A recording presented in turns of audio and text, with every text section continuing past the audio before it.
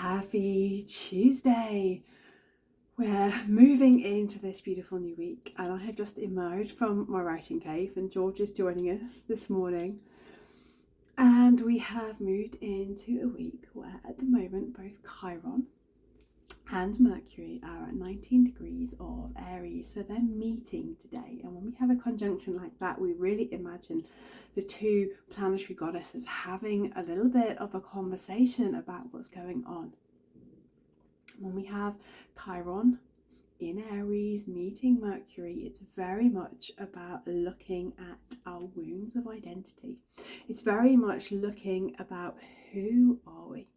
What stuff is coming up for us at the moment? What kind of doubts about self-belief are coming up? What self-sabotaging behaviours are coming up for you? What self-sabotaging thoughts are really coming up for you? So one of the reasons I'm recording this a little later in the day is because when we start to write, we can have a lot of self-sabotage of who am I to write this?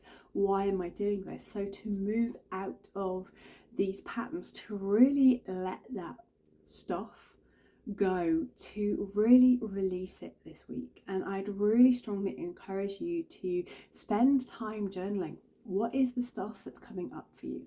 Where are your constant patterns of self-sabotage? Where, being the fact we're back in Mercury retrograde as well, are we continuously noticing patterns that we thought we'd release that suddenly have just arrived up again? Can you let that stuff go? Can you truly release it? And also, can you really think into who you are? What gifts are you coming here to share with the world? How have you shifted? How have you changed? What wounds of identity are you still carrying? Can they be released? Can they let go? What inner work do you need to do? So we're still in that reverberation energy of the eclipse, aren't we? And when I ever speak to clients, there's a lot of shifting, a lot of changing. It's like riding these huge, massive waves. We have great highs and then great dips. And this energy just needs to settle. It still needs to integrate within our energetic field, but also to integrate within our bodies as well. So still be kind to ourselves. We keep saying that, these eclipses aren't just a one-off event. They truly set the energy for the next 6 months, and that energetic shift takes time to integrate. So continue being kind to yourself. Continue to notice how the eclipse is playing out in your life. Now, we can really see the eclipse playing out on the global stage, and I'd strongly encourage you just to take a step back, to not engage with what's going on in the mainstream media, and to really drop it into your heart, to set that intention to be in peace for the rest of the week. Whatever happens, to really be in that heart-centered space where you are beaming out peace, where you are at peace with yourself because you've really worked through some of those old wounds, you've shifted those self-sabotaging behaviours, and you're at peace with the external as well. Remembering that the effects that we have as an individual or even as a small group can really affect the outcome of the collective as well. So we're going to see that playing out. We're going to see maybe ourselves having a little bit of an existential crisis as we get these old wounds coming up, the wounds of identity, clearing more of these self-sabotaging behaviours. But there are two things coming up. The Jupiter-Urania conjunction, which happens on Sunday, which I'm going to talk about a lot more on Thursday's video. But before that, looking at Friday as well, and Mercury meeting Venus. So not only is Mercury passing through both Chiron and actually the North Node as well, no one will tell me that, but she's also going to be meeting Venus as well. So this two planetary goddesses is going to be having another conversation, and it's really talking to us about messages of self-worth. What are your desires? So I've spoken a little bit about Venus in Aries before, but she is the embodiment of Aphrodite. She is the red woman. She's really excited by new experiences, challenges. It's all about freedom of movement, wanting to exercise, really wanting to initiate new projects and relationships. But is your self-worth really matching the desires? So when we look at both the North Node in Aries and Venus in Aries, is what are your desires? And does your energy match your desires? Do your words speak your desires as well? Are you behaving selfishly, which is a shadow of Venus in Aries, because that isn't allowing you to move forward?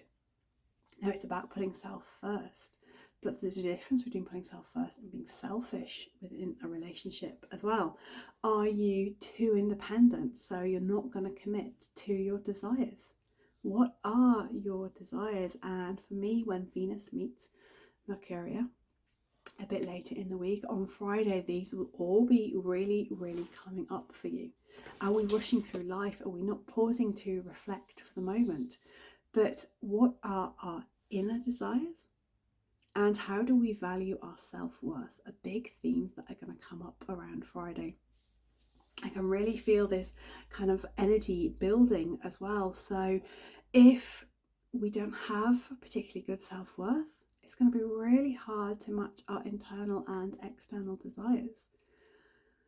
So what I'm going to really advise you to do is to use the astrology as a guide, not a crutch.